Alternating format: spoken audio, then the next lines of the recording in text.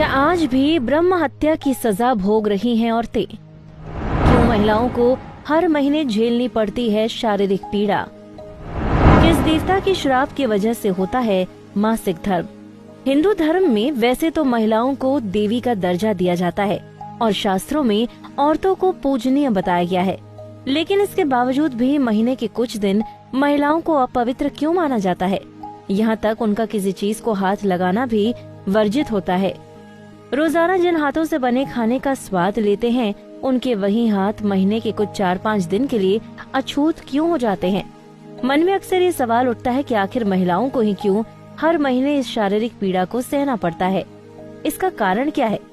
एक तरफ जहाँ विज्ञान हर महीने महिलाओं के साथ होने वाली समस्या को सामान्य बताता है, तो वहीं ग्रंथों में इसे महिला की कमजोरी बताया गया।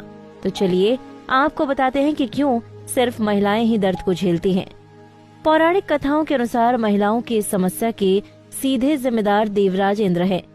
कहा जाता है कि उन्होंने खुद को ब्रह्म हत्या के पाप से मुक्त करने के लिए महिलाओं को मासिक धर्म का श्राप दिया है। तो चलिए जानते हैं क्या है इसके पीछे पूरी कहानी। भागवत पुराण के अनुसार एक बार गुरु बृहस्पति इंद्रदेव से नाराज हो गए, जिसका फायदा उठाकर असुरों ने देवलोक पर धावा बोल दिया। फिर क्या था, सभी देवता अपनी जान बचाने के लिए दौड़ भाग करने लगे।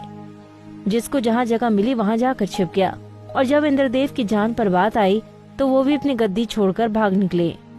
और फिर गिरते गिरते अपनी जान बचाते हुए इंद्रदेव सृष्टि के रचनाकार ब्रह्मा जी के पास पहुँचे और ब्रह्मा जी से मदद मांगने लगे। इंद्रदेव की हालत देखकर ब्रह्मदेव ने एक सुझाव दिया।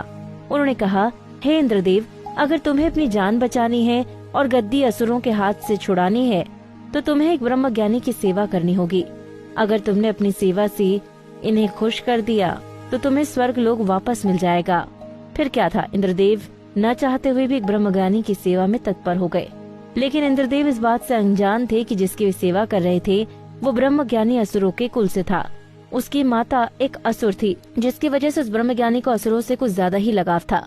असुरों से लगाव के कारण वो ज्ञानी इंद्रदेव की सारी हवन सामग्री असुरों को अर्पित कर देते।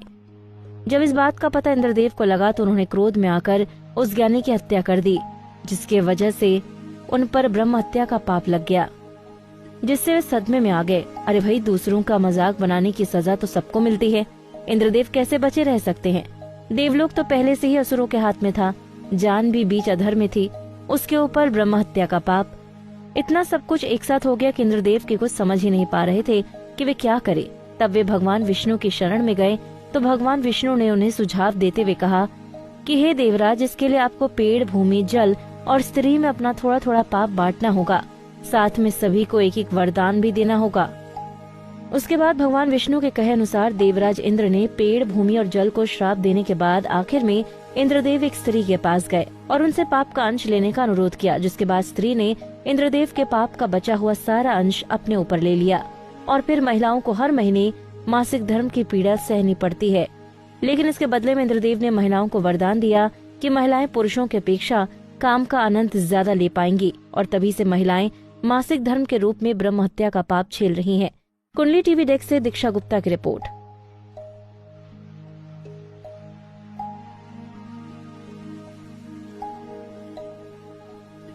इसी तरह की और भी जानकारी लेने के लिए हमारे चैनल को सब्सक्राइब करें और नई वीडियो की नोटिफिकेशन के लिए बेल आइकॉन दबाएं। अगर आप ये वीडियो फेसबुक पर देख रहे हैं तो वीडियो को लाइक और शेयर करें।